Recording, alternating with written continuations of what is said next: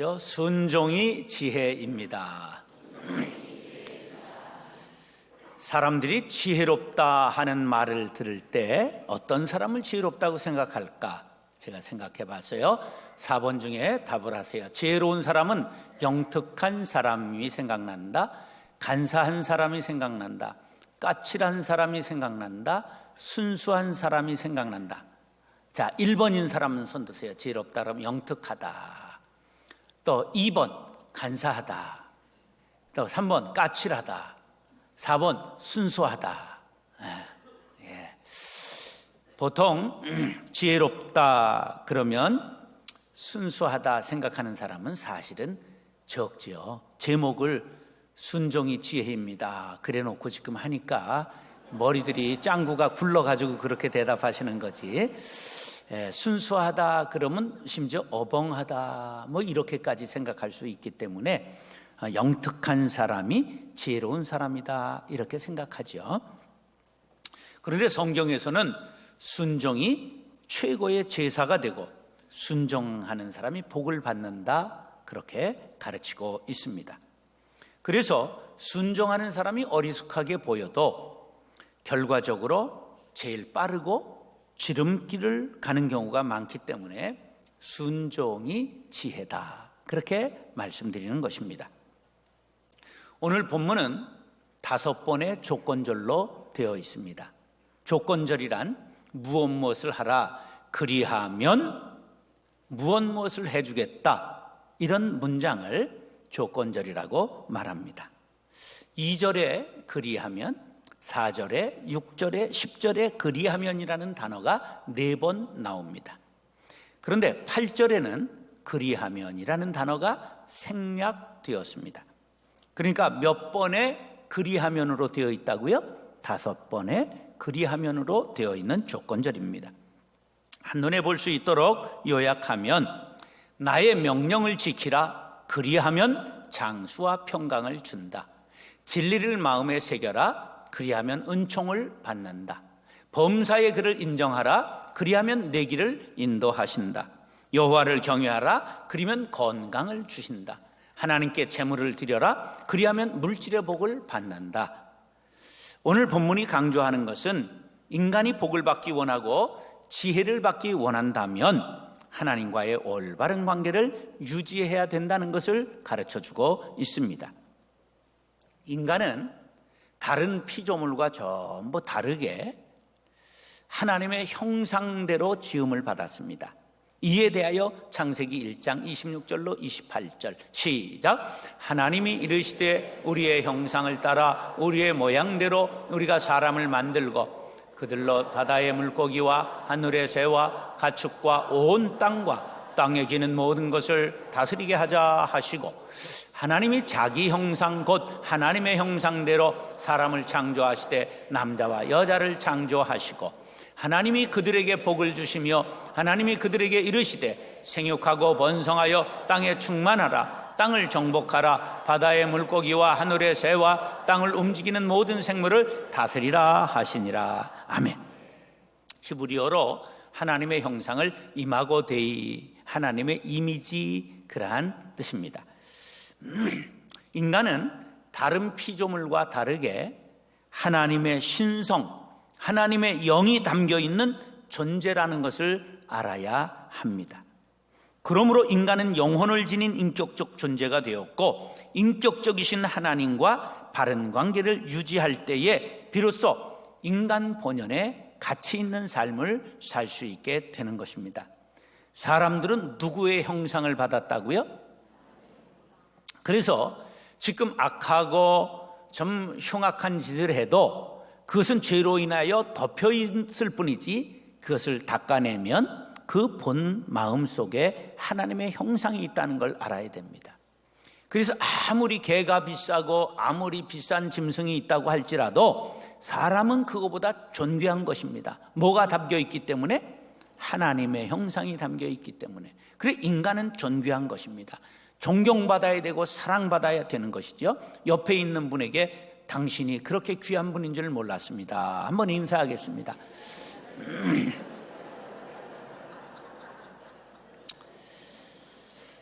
자, 그렇기 때문에 하나님의 형상을 받은 우리 인간은 하나님의 말씀과 법도와 명령에 순종해야 합니다. 그런데 아담의 그 아들 아담이 불순종하니까 그것이 유전돼서 가인이 불순종해요. 그 피가 우리들에게 면면이 DNA가 되어 흘러오기 때문에 우리는 불순종의 악한 피가 흐르고 있다는 것을 인정해야 합니다. 그래서 하나님께서 두 번째 아담으로 예수님을 보내주시고 그가 순종의 제물이 되심으로 예수 믿고 새로운 피조물로 거듭나야 우리가 예수님을 닮아 순종의 사람이 될 수가 있는 것입니다. 피조물 된 인간은 지혜의 근원이 되시는 하나님을 의지하며 하나님께 순종함으로써 하나님께서 준비하고 계신 신령한 복과 땅의 기름진 소산을 먹고 누리게 되는 것입니다. 우리가 섬기는 하나님이 살아계셨습니까? 나이가 많아서 돌아가셨습니까? 살아계셔도 어떻게 살아계시지요? 눈을 시퍼렇게 뜨고 살아계십니다. 불러도 대답 없는 우상이 아니라 우리의 그 일거수일투족을 바라보시고 순종하실 때 싸울 곳이 없도록 복을 주시고자 준비하고 계신 아버지이심을 믿으시기 바랍니다. 그러므로 우리의 신앙, 우리의 순종은 허공을 메아리치는 그러한 메아리가 아닙니다. 하나님은 명령에 순종하는 자에게 반드시 이 땅에서 복을 주십니다. 오늘 본문에 하나님이 요구하시는 순종과 그에 따르는 복을 아주 상세하게 약속하고 있습니다. 하나님이 요구하시는 건 법과 명령이죠. 그러면 장수와 평강을 순종할 때 받고 인자와 진리를 요구하시는 하나님 앞에 순종할 때 우리가 은총과 존귀를 받고 하나님을 신뢰하는 걸 요구하시죠. 그렇게 할 때 길을 지도해 주시고 하나님을 경외하는 걸 요구하십니다. 그것을 행할 때 양약과 골수를 윤택케 하시는 복을 주시고 하나님이 구체적 감사를 요구하실 때 순종하면 창고가 넘치도록 복을 쌓아 주신다고 말씀하고 있습니다. 하나님은 복 주시기를 좋아하십니다. 누르고 흔들어 넘치도록 안겨 주시는 분이십니다. 복된 삶이 되기를 원하시면 아멘. 그렇다면 하나님과의 관계가 잘 되어야 합니다. 하나님과의 관계를 잘 맺는 비결이 뭐냐? 하라 하는 성경의 명령이 나올 때 지체 없이 순종하는 것입니다. 그것이 지혜입니다. 그래서 순종이 제사보다 낫다고 말하는 것이죠. 사랑하는 형제 자매 여러분, 오늘 본문 말씀을 상고할 때 깨닫고 순종하여 복을 받는 지혜자들이 될 수 있기를 예수님의 이름으로 축원합니다. 따라서 전적으로 순종하면 영육이 복을 받습니다. 순종에도 등급이 있어요. 마지못해 하는 사람, 억지로 하는 사람, 나중에 하는 사람. 그런데 어떤 순종이 복을 받느냐? 전적으로 순종할 때 복을 받습니다. 아브라함은 두 번의 전적인 순종으로 믿음의 조상이 되었죠. 히브리 11장 8절 시작. 믿음으로 아브라함은 부르심을 받았을 때에 순종하여 장래의 유업으로 받을 땅에 나아갈새 갈 바를 알지 못하고 나아갔으며. 알고 갔어요? 모르고 갔어요? 가라 하시니 모르고 갔는데 그게 큰 복이 됐다는 거예요. 흥할지 망할지 몰랐는데 순종했어요. 이런 일사각오의 순종이 아브라함을 믿음의 조상 되게 한 거예요. 히브리서 11장 17절 시작. 아브라함은 시험을 받을 때에 믿음으로 이삭을 드렸으니 그는 약속을 받은 자로 돼 그 외아들을 드렸느니라. 외아들을 드리라고 할 때 가문의 씨앗으로 약속받은 이삭을 하나님께서 드리라 하시니 두 말 않고 드렸습니다. 저 같으면 아니 주실 때는 언제고 달래는 건 뭡니까? 그리고 아마 거부했을 거예요. 이 아브라함은 전적으로 순종했지요. 그래서 믿음의 조상이 된 것입니다. 에스더는 일사각오에 순종을 했습니다. 에스더 4장 16절 시작.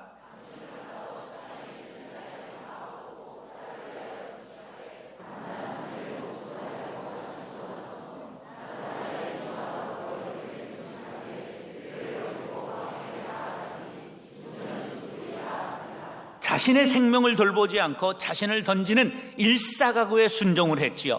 이런 순종이 민족을 구했고 에스더는 믿음의 영웅이 되었습니다. 우리에게도 이렇게 전적인 순종을 오늘 본문이 요구합니다. 1절, 2절, 7절, 8절 시작. 내 아들아 나의 법을 잊어버리지 말고 내 마음으로 나의 명령을 지키라. 그리하면 이것이 네가 장수하여 많은 해를 누리게 하며 평강을 더하게 하리라. 스스로 지혜롭게 여기지 말지어다. 여호와를 경외하며 악을 떠날지어다. 이것이 내 몸에 양약이 되어 내 골수를 윤택하게 하리라. 아멘.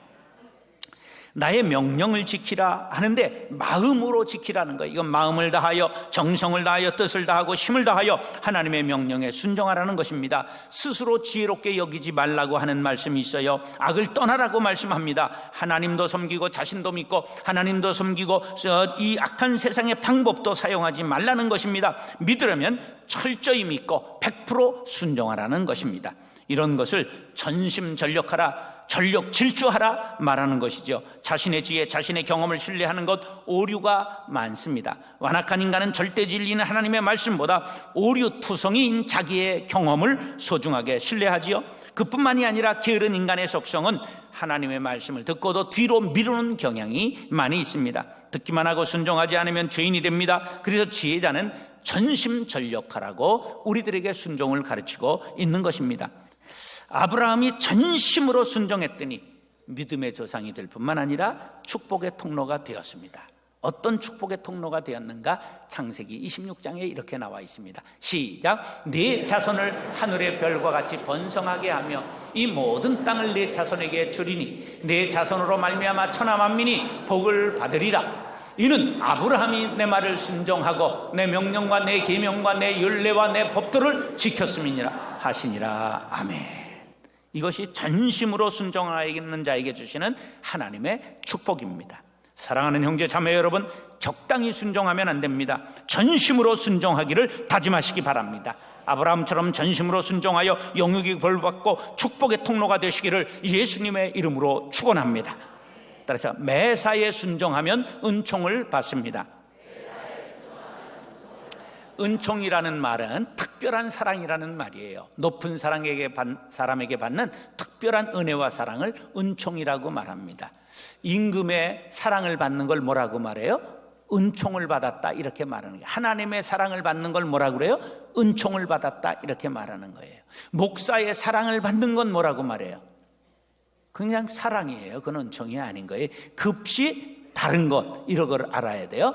창조주인 신에게 받는 모든 것을 은총이라 그렇게 말합니다. 어려서부터 순종을 배워 은총받는 자녀가 되게 해달라고 자녀들을 위하여 기도하시기 바랍니다. 이에 대하여 3절과 6절은 이렇게 말씀합니다. 시작. 인자와 진리가 내게서 떠나지 말게 하고 그것을 내 목에 매며 내 마음판에 새기라. 너는 은총과 기중이 여김을 받으리라. 너는 마음을 다하여 여호와를 신뢰하고 내 명철을 의지하지 말라. 너는 범사의 그를 인정하라. 그리하면 내 길을 지도하시리라. 여기 3절에 인자라는 단어는 구약에 많이 나오기 때문에 좀 기억을 해야 됩니다. 헤세드라는 말인데 측은히 여긴다, 동정한다, 긍휼히 여긴다는 뜻인데요. 하나님에게 적용될 때는 인간을 향한 하나님의 변치 않는 사랑과 은총을 헤세드라고 말합니다. 인간에게 적용될 때는 하나님을 향한 인간의 경건과 다른 사람을 향한 인간애를 헤세드라고 말합니다. 그러니까 이게 해석의 폭이 넓기 때문에 이렇게 해석되는 것이다 라는 걸 잘 유의해야 합니다. 그런데 인자와 진리로 내게서 떠나지 않게 해달라, 그런 기원은 하나님의 은총에서 떠나지 않도록 내게 견고한 믿음을 주옵소서 하는 기도입니다. 그러기 위해서는 어떻게 해야 되느냐? 인자와 진리를 어디에 매라고요? 목에 매라. 그 다음에 마음판에 새겨라, 그렇게 말씀하고 있어요. 목에 맨다는 것은 생활에서 실천하라, 마음에 새기라는 것은 모든 행동의 근원을 삼아라, 그러한 뜻입니다. 4절에 보면 그리하면 하나님과 사람들에게 은총을 받으리라, 그렇게 말씀하고 있습니다. 말씀에 순종하면 은총을 받게 되는데 어느 때는 순종하고 마음에 내키지 않으면 불순종한다면 은총을 받지 못한다는 것입니다. 5, 6절이 그것을 강조하기를 마음을 다하여 하나님을 신뢰하라, 마음을 다하라는 것은 전심으로 전적으로 하나님을 의지하고 매사에 의지하라는 뜻입니다. 그런데 사람들이 어디 그렇습니까? 때로는 자기의 경험, 지혜, 지식을 통하여 얻은 명철을 의지하고 큰 그런 사람의 자신을 드러내는 욕구가 있잖아요. 여러분들 매번 밥을 먹으면서 하나님 앞에 매번 감사하는 게 얼마나 중요한지 아십니까? 이건 내가 돈 벌어서 먹는 겁니다. 그런 교만을 떨면 안 돼요. 이거 매번 하나님이 주시는 것이다. 이런 매번 하는 것이 중요한 거예요. 어떤 때는 하고 어떤 때는 안 하고 이 징검다리가 되면 안 된다, 그런 말이죠. 사람은 하나님 잠시 뒷방에 계세요. 우리 좀 싸우겠습니다. 그리고 싸우는 경우 있잖아요. 하나님을 그렇게 뒷방에 몰아놓으면 안 돼요. 우리는 언제나 범사의 하나님을 인정하라 하신 말씀을 기억해야 됩니다. 하나님께 순종하라고 촉구하고 있는 것입니다. 이 범사라는 말을 한번 고찰해 보면 생의 모든 행동과 사업, 영적인 면, 세속적인 면, 공적인 면, 사적인 면 모두를 포함하는 것입니다. 모든 일에 매사에 순종하시기 바랍니다. 모든 것이 다 주의 것이고 모든 면에서 주께 영광 돌려야 합니다. 그런데 어떤 분은 맡기라 그러는데 못 맡기는 게 있어요. 다 맡기는데 뭘 못 맡기십니까? 남편입니까? 아내입니까? 자식입니까? 자식을 여러분이 걱정하고 뒷배를 본다고 공부 잘하는 게 아니에요. 방법을 가르쳐 드릴게요. 여러분이 TV 보면서 공부하라고 하면 말짱 헛것이에요. 인터넷 켜놓고 뭘 할까요? 게임해요. 여러분이 책을 보면서, 여러분이 성경을 읽으면서 아이들에게 얘야, 우리 하나님의 말씀에 순종하자, 그렇게 가르치세요. 모범을 보이셔야 합니다. 맡기세요. 노후 문제 맡기시기 바랍니다. 건강 문제 맡기시기 바랍니다. 노인들이 건강 문제 못 맡기잖아요. 그러니까 치료교실에 가가지고 전부 운동기구 하나씩 다 꼬심에 넘어가지고 하나씩 들여놨잖아요. 그리고 그냥 싸구려 약을 비싸게 건강식품 다 사보셨잖아요.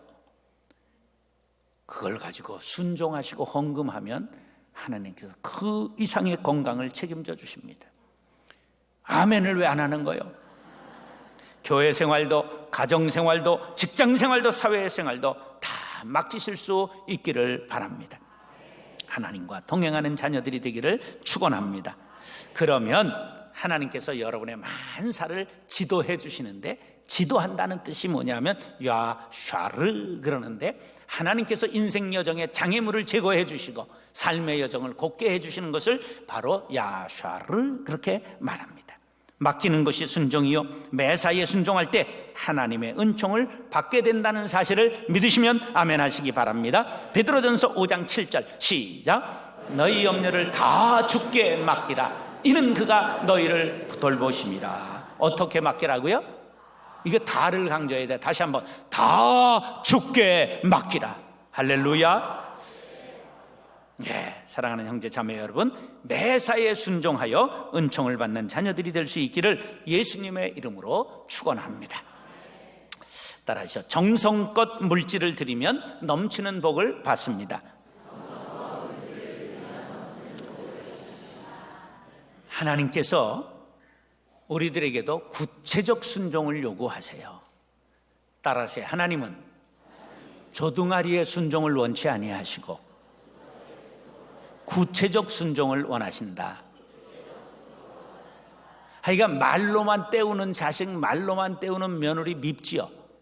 마찬가지예요. 하나님이 우리가 말로만 때우면 좋지 않아 하세요. 재물보다 하나님, 돈보다 하나님을 더 사랑하는가? 하나님이 보기를 원하시는데, 어떤 분들은 신앙생활 잘하면서 11조 부분이 안 되는 분이 있어요. 여러분, 오늘 11조를 다짐하시기를 바랍니다. 어떤 분들은 감사하지 않는 분들이 있어요. 여러분, 꼭 감사가 넘치는 생활할 수 있기를 바랍니다. 헌금 부분이 해결되지 않는 한 하늘의 문이 열리지 않습니다. 하늘의 문이 닫히면 땅에 기름진 걸 먹을 수가 없습니다. 9절로 10절 시작. 네 재물과 네 소산물의 처음 익은 열매로 여호와를 공경하라. 그리하면 내 창고가 가득히 차고 내 포도즙 틀에 새 포도즙이 넘치리라. 여기 네 재물 네 소산물이라고 말씀하신 까닭은 불의한 것 드리지 말라는 거예요. 복권 타면 11조 드리겠습니다, 이따위 거 하지 말라는 거예요. 미국에서 천문학적 그 액수의 복권이 당첨됐는데 5명이 한꺼번에 당첨됐는데 그 중에 하나가 기독교인이었어요. 그게 11조 드리겠다. 그러니까 그런 거로 11조 드리는 게 옳은 거냐 마는 거냐, 드려야 되지요. 그러나 그런 걸 해서 드리겠다고 작정하는 건 안 된다 그런 말이에요. 복권 하면 돼요 안 돼요? 하지 마세요. 그건 우리 그리스도인들이 하는 태도가 전혀 아닙니다.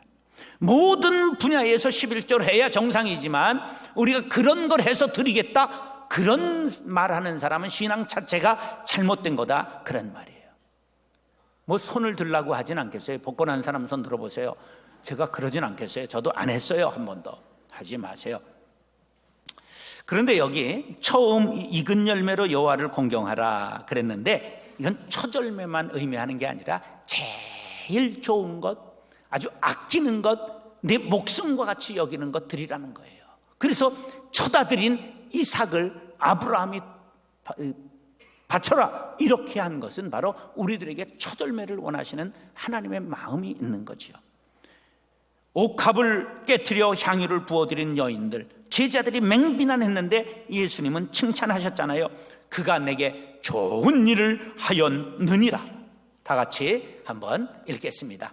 그가, 시작, 그가 내게 좋은 일을 하였느니라. 노란 글씨만 또 읽겠습니다. 시작. 이 여자가 내 몸에 이 향유를 부은 것은 내 장례를 위하여 함이니라. 내가 진실로 너희에게 이르노니 온 천하에 어디서든지 이 복음이 전파되는 곳에서는 이 여자가 행한 일도 말하여 그를 기억하리라 하시니라. 아멘. 입술로만 경배하지 말고 귀중한 옥합을 깨트리는 정성을 하나님께서 받으심을 믿으시기 바랍니다.